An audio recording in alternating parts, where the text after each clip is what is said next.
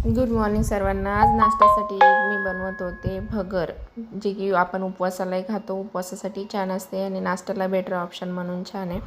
त्यासाठी मी एक पळी तेल टाकलं, त्यामध्ये तेल गरम झालं की त्यामध्ये 1 चमचा जिरं टाकून घेतले। जिरे छान तडतडू दिलं की त्यामध्ये कट केलेला एक बटाटा टाकून घेतला।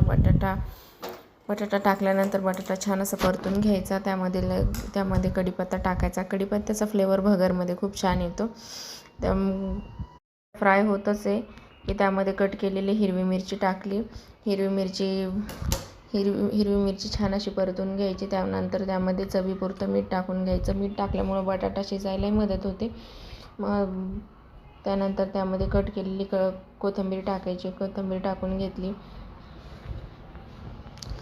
छान एकत्र करून मिक्स करून छान फ्राय करून घ्यायचं। त्यानंतर त्यामध्ये 3-4 चमचे शेंगदाण्याचा कूट टाकायचा। तेही छान मिक्स करून घ्यायचा।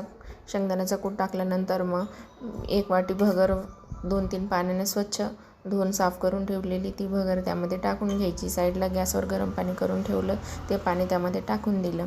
भगर शिजण्यासाठी 10 मिनटे मोस्टली लागतातच, त्यासाठी झाकून वगैरे ठेवायचं 10 मिनिटं झाकून ठेवल्यानंतर बघू शकता आपली भगर मस्त अशी शिजून रेडी झालेली आहे।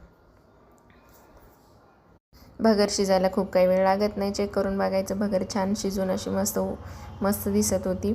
या मग सर्वजण नाश्ता करायला।